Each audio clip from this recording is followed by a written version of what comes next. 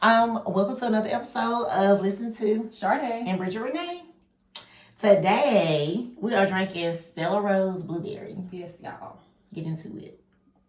I like this one. I like all the Stellas. Well, I do too. I haven't tried one that I don't like. Now, it's one out that's called watermelon. I haven't tried watermelon. Have you? Well, they were sold out, but they have watermelon out there. Definitely want to try it. It's crazy because I don't really like watermelon. What? Like the fruit itself? Yeah, I don't like I'm it. heartbroken. I'm sorry. Is my card gonna be taken? No, now if you say you eat fried chicken, Okay. yeah, I might take your card. Okay.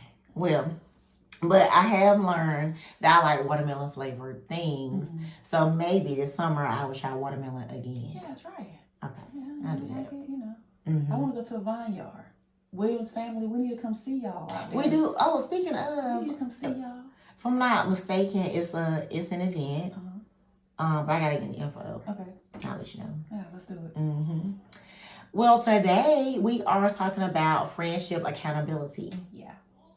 How do you hold your friends accountable, especially when you have grown and you're just in a different mind space?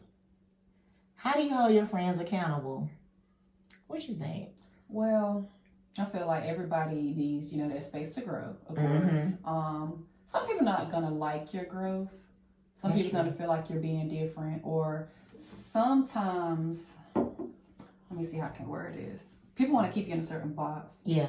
And when you show up for yourself, sometimes people really don't like that. Girl.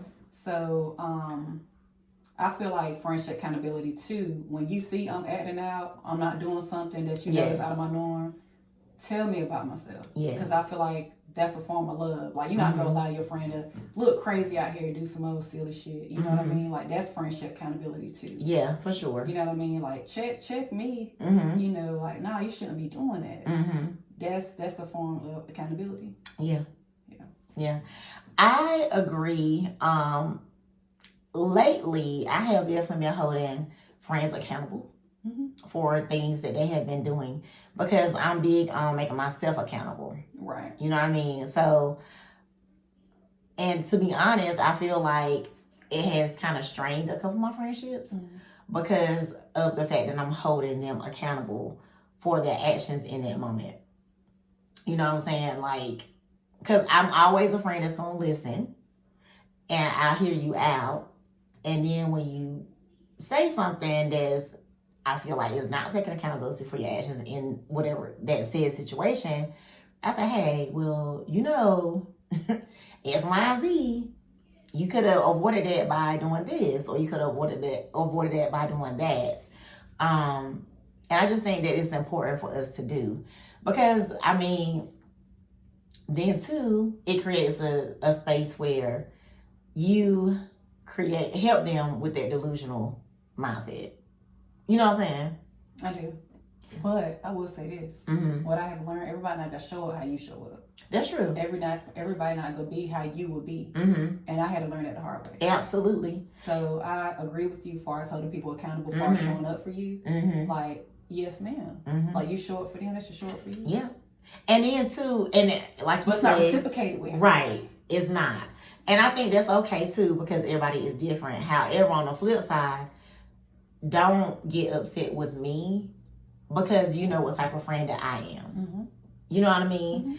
I'm blunt with my friends. Like, and if you are with me, I'm never offended. You know what I'm saying? And because you're right. You're absolutely right. Everybody does not reciprocate the energy that you put out. No, ma'am. But at the same time, if I ever say anything, I'm leading with love because I want you to do better. But what I cannot do, though, is care more than you. So if it ever gets to a point where we talking about the same thing and I care more than you do, that'll put a strain on the friendship for me because you can be better. Absolutely. Yeah. That's real love. Yeah. Because it can be better. Like, if I'm pouring more into yourself, if I'm pouring more into you, and you're not pouring into yourself at all, then it is going to strain you. Yeah. Because you're loving them more than they're loving themselves. Yeah, and it's taxing on you. Yeah, it's taxing on your mental. Yeah, because I can't. And then, like I said, they're going to continue to talk about it. Yeah. So at some point, we just going to have to not talk.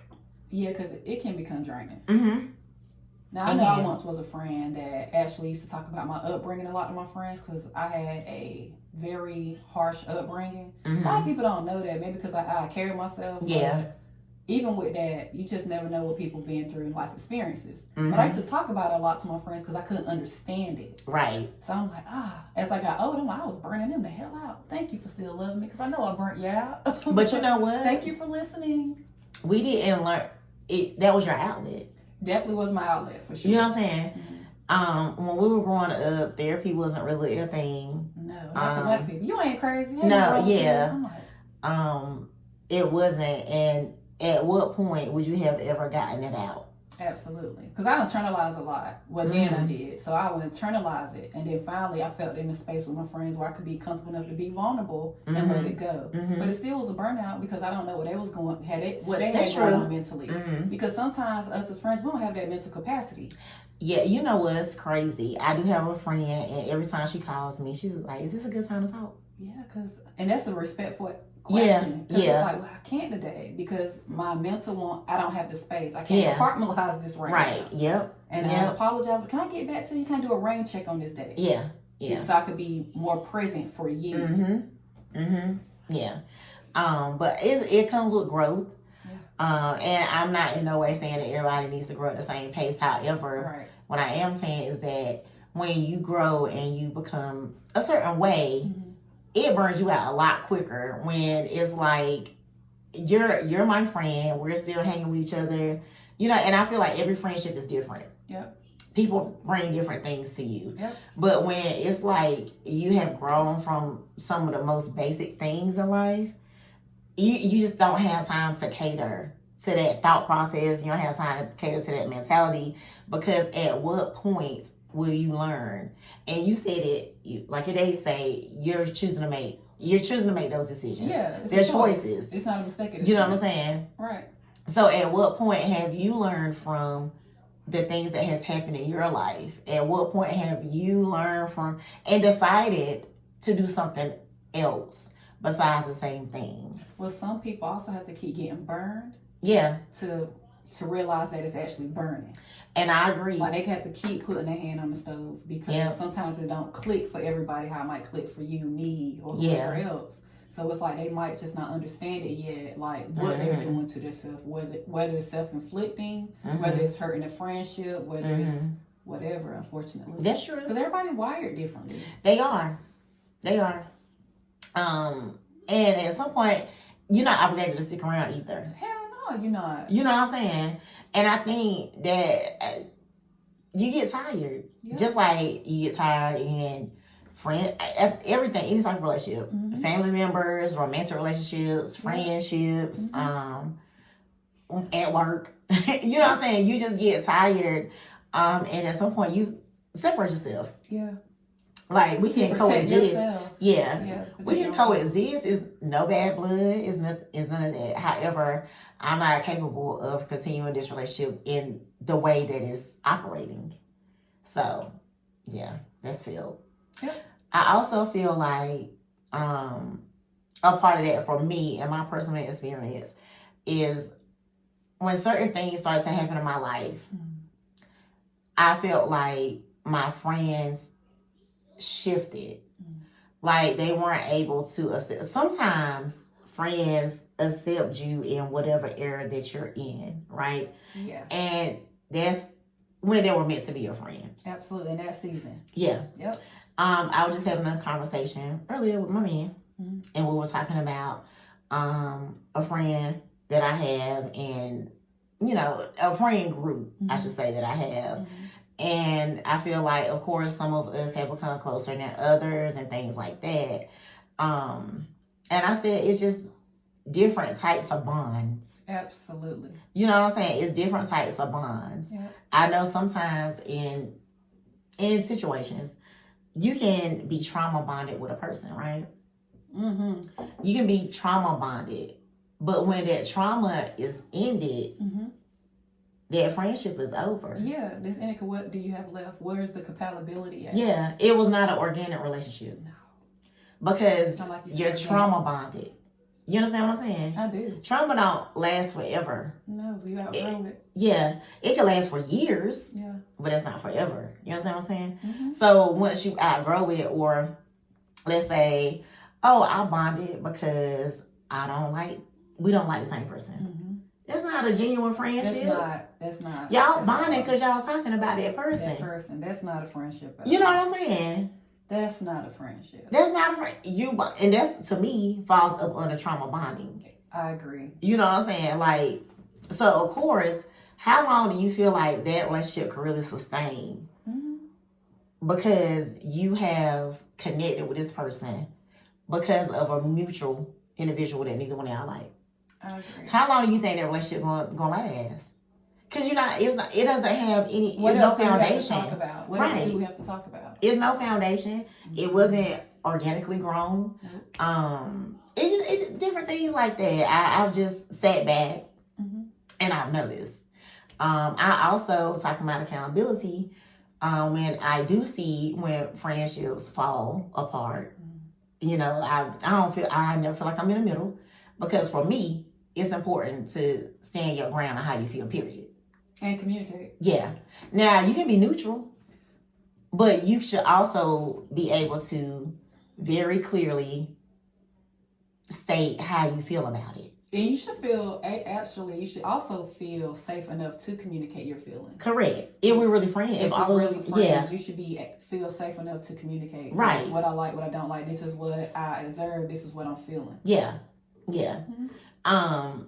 And for me, if I have friends that have fallen out, Mm-hmm. right, and they come to me to talk about said things, Mm-hmm. my question would be, have you said that to him or her? Yeah. Actually, yeah. Point it back the other way. Yeah. You guys need to talk and reconcile that Mm-hmm. situation. and Because figure it what out. did you do? Yeah, what can I do? Yeah. What did you do about that? Mm-hmm. If you feel like a person is acting a certain type of way, or you feel like they're not okay mentally, blah, blah, blah, and y'all are friends, or you have some type of communication, what did you do to check on them? Or what did you do to make it a welcoming environment for them to come to you? What did you do? What type of environment did you create for them? True. I agree. I agree with that wholeheartedly. Because I'll be honest, I have, for myself, checked on individuals that I don't talk to. It's not, we're friends. Like, when I see them, it's all love. You understand what I'm saying? We don't talk every day. We might talk once a year at homecoming. But when I see them, we go up. Yeah. You know what I'm saying? And I check on them. If I see like a trend, like a pattern in their posting about certain things, let's just say maybe somebody continues to post like, I don't have friends, or relationships, something about relationships or something like that. I see it for a little while. Yeah. I'm like, you good? Yeah, it's like, why you feel this way? Yeah. What's making you feel this way? Yeah, and I'll just, and I'll say, I noticed you've been making posts like this. So is everything okay? Mm-hmm. Because sometimes social media is a cry for help. Absolutely. Mm-hmm. I agree with you there. It can be a cry for help. Mm-hmm. And people just looking past it. Or just talking about it amongst others instead of the person. Yeah. And we really don't know what they have going on. Mm-hmm. It's good to be direct. It is. And even still, I feel like people feel like I'm a genuine person. You know, and I'm reaching out to them and I'm really just asking. Because it's a pattern. It's not like I see it one time like, oh, you tripping. No, it's a pattern. And I'll say, hey, I noticed this. Are you okay? You could be just supposed, and I say, listen, you might just be finding, there might be algorithms. You know what I'm saying? True. You know what I'm saying? But if it's not, what's going on? You want to talk? That's very true. And I also feel like with accountability of friends, right? Mm-hmm. You know, you have to know your circle. Mm-hmm. I feel like as friends should also be a friend of resources. Mm-hmm. A friend that pours into you. You want to see your friend win. Yeah. You want to pull your friend up. Like, any small thing, any big thing, you there to cheer your friend on. It shouldn't be no competition. It shouldn't be no type of secret hate or none of that type of Mm-hmm. stuff. It definitely should be, I want to see everybody win. I want everybody at the table to eat. Right. You know what I'm saying? Because that's a different type of love. It is. And it's like, yeah, hold that accountable too. Mm-hmm. Like you said, come genuinely, come open heart, like Yeah. open-minded. Yeah. You have to. And then sometimes, you have to be on the receiving end that everybody is not ready to accept that. Absolutely. And I'm in a stage of my particular life where I have set boundaries, and I'm okay. I'm so okay with people misunderstanding it. I'm so okay with people not talking to me anymore because of it. But these are my boundaries, and this is just where I am in my life.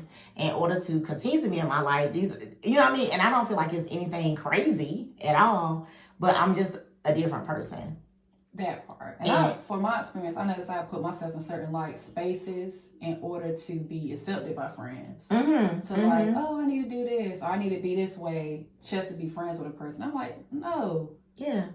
No, it don't work like that. It don't. And it's like the way I show up for you, I would like for you to show up for me. Correct. Whether it's supporting me, whether it's, you know, again, pouring into me. Because whenever you leave a friend house, if you leave a person's house feeling drained, they're taking away something from you instead of adding to you. Right. Like, you should leave a friend house really feeling replenished. You should. And like poured into. Yeah. You know what I mean? I agree. It's just, we're just in a different day. I think it goes into us talking about, you know, new year, new me. Yeah. And I don't feel like we've changed because of new year. No. I think that we have just evolved in general. Even from just stemming from doing a podcast, you know what I'm saying? And just creating that space to be vulnerable. This took a lot out of your girl. Yeah. And just creating a space to be vulnerable. You know what I mean? Like, it takes a lot. But I think that just the podcast in general has made us see things a lot more clear. A lot more clear. And, you know, we just focus on how we can continue to better ourselves. Better ourselves and better other people. Yeah. Because when I come around you, I want to pour into you. Absolutely. I don't want to take from you. Now, like she said with accountability, if I see something where you slacking at, where I know like this is out of your norm, out of love, I'm going to say something to you. Yeah. Because why will I sit back on front row and watch you kind of either dim your light, right, or just, you know, take yourself down? What good am I to you as a friend if I'm sitting here watching this and not saying nothing to you? And then I think the friendship at that point will, the longevity of the friendship will determine upon how that's received. Absolutely, because it could be received negatively. Like, yeah. Oh, what? You know, it could. Yeah, because I'm just not in that space. You have to know who you're dealing with, too, and how to approach the situation. Yeah. As far as wordplay, the tone, the presentation. Yeah. But I hope that y'all enjoy this, and I hope that, you know, you're in this space of being able to be held accountable, and also holding your friends accountable, and just making sure that everybody around you is on the same path. We all go through different things. And holding yourself accountable, too, as a friend. Yes. Yeah, can't leave yourself out. Right. And then if you feel like you could do better in the area of some of your friendships, then work on it. And it's not all about what's happening. It's just how you handle the situations. You know what I'm saying? Like, oh, I might could do better with reaching out. And you know that. So you start doing better with reaching out more. You know what I'm saying? And then the friendship will continue to grow and blossom. As it should be. So, well, thank y'all for listening. Thank you. Y'all have a good day.